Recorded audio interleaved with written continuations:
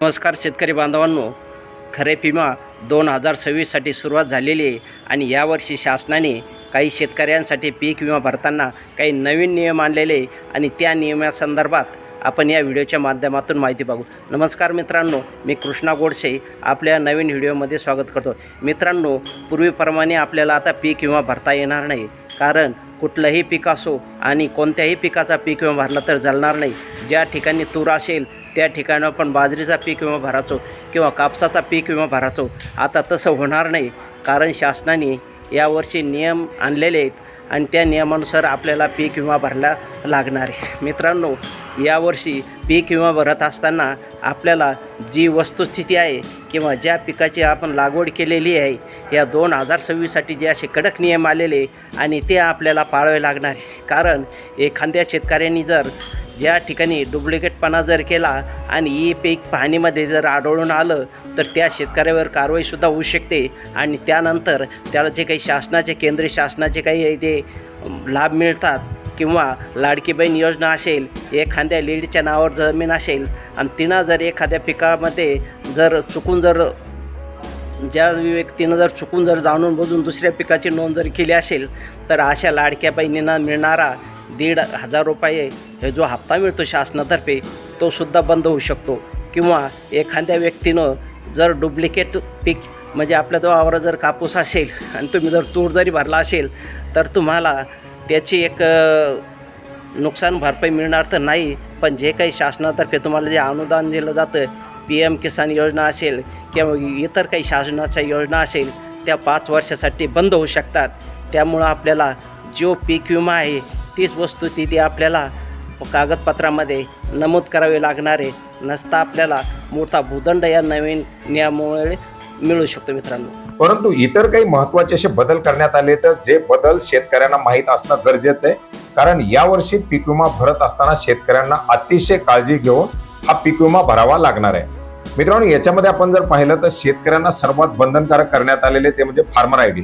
गेल्या वर्षी आपण पाहिलं होतं फार्मर आयडी याच्यामध्ये कंपल्सरी करण्यात आलेला होता, परंतु आता फार्मर आयडी कंपल्सरी अशा प्रकारे करण्यात आलेला आहे की या फार्मर आयडी सोबतच तुमच्या पिकाच्या नोंदीची माहिती सुद्धा येणार आहे। म्हणजे तुम्हाला DCS क्रॉप सर्व्हे ऍप्लिकेशनच्या माध्यमातून तुमची ई पीक पाहणी झालेली असणं सुद्धा बंधनकारक असणार आहे आणि त्याचा डाटा ऑटोमॅटिक फार्मर आयडीच्या सोबतून या पीक विमा कंपनीला मिळणार आहे। मित्रांनो, याच्यामध्ये आपण जर पाहिलं तर पिकामध्ये तफावती खूप मोठ्या प्रमाणात दिसून येतात। फार्मर आयडी मध्ये सामायिक क्षेत्र जोडणं, चुकीच्या पद्धतीनं क्षेत्राचा पीक विमा भरणं, अशा जर काही पद्धतीनं शेतकऱ्यांना पीक विमा योजनेमध्ये सहभाग घेण्याचा प्रयत्न जर केला तर त्या शेतकऱ्याला कृषी विभागाच्या योजना, ज्याच्यामध्ये नमो शेतकरी असेल किंवा कृषी विभागाच्या महाडीबीटीच्या माध्यमातून दिल्या जाणाऱ्या योजना असतील किंवा इतरही कृषी विभागाच्या माध्यमातून दिलेले लाभ, हे लाभ बंद केले जातील आणि पुढील 5 वर्षासाठी त्या शेतकऱ्याचा फार्मर आयडी किंवा त्या शेतकऱ्याला ब्लॉक केले जाणार आहे। इतर काही केसेस ज्याच्यामध्ये खूप जर कॉम्प्लिकेटेड केस असेल तर त्या ठिकाणी फौजदारी गुन्हे दाखल करण्याच्या तरतुदी सुद्धा या GRच्या माध्यमातून आता करण्यात आलेले आहेत। याच्या व्यतिरिक्त एक महत्वाचं असं आहे ते म्हणजे मयत शेतकऱ्याच्या नावे पीक विमा काढणं। आपण पाहिलेले की बऱ्याच दिवसापासून शेतकरी मयत असतो, त्याच्या नावावरती जमीन, त्याचं कागदपत्र वगैरे वापरून बऱ्याच वेळा याच्यामध्ये पीक विमा काढला जातो, परंतु मयत शेतकऱ्याचा जर पीक विमा काढला आणि तशा प्रकारचे प्रकार निदर्शनास आले तर त्या पॉलिसी देखील याच्यामध्ये बाद केल्या जाणार आहेत।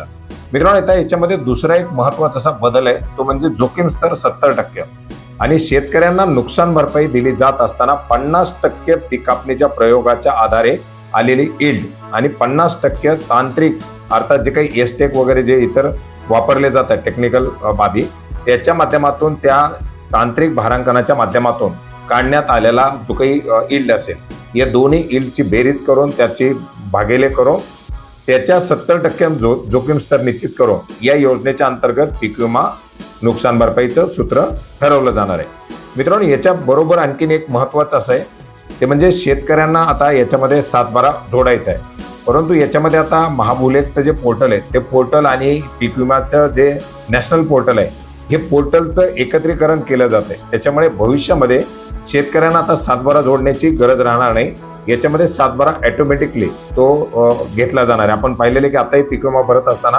आपलं लँड व्हेरीफाय होतं, त्याच्यामुळे येणाऱ्या काळामध्ये आता यावर्षी तुम्हाला या खरीपाला जोडावा लागेल, पण भविष्यामध्ये तो 7/12 सुद्धा जोडण्याची गरज पडणार नाही।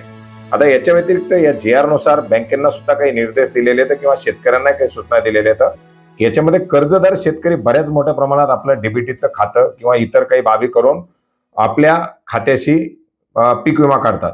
अशा केसमध्ये आधार हा कंपल्सरी कर्ज खात्याला लिंक करण्याचे निर्देश बँकांना देण्यात आलेले आहेत, जेणेकरून कुठलाही कर्जदार शेतकरी बिगर कर्जदार म्हणून पीक विमा काढणार नाही. तशा प्रकारच्या बाबी या ठिकाणी आता तुम्ही पीक विमा भरत असताना सुद्धा तुम्हाला या कर्जाच्या संदर्भातील पीक कर्जाच्या संदर्भातील कन्सल्ट मागितले जात आहे. दुसरे याच्यामध्ये आपण पाहिलं होतं की कमीत कमी शेतकऱ्यांना 1000 रुपये पीक विमा देण्याची तरतूद आहे.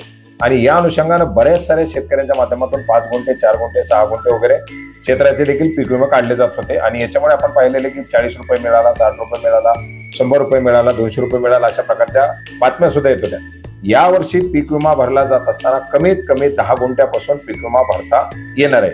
ही एक बाब याच्यामध्ये महत्वाची अशी ऍड केली गेलेली आहे. आणि असे काही महत्वाचे असे बदल या योजनेमध्ये यावर्षीपासून करण्यात आलेले आहेत, जे आपण या योजनेला राबवण्यासाठीच्या काढण्यात आलेल्या GR मध्ये सुद्धा पाहू शकता. या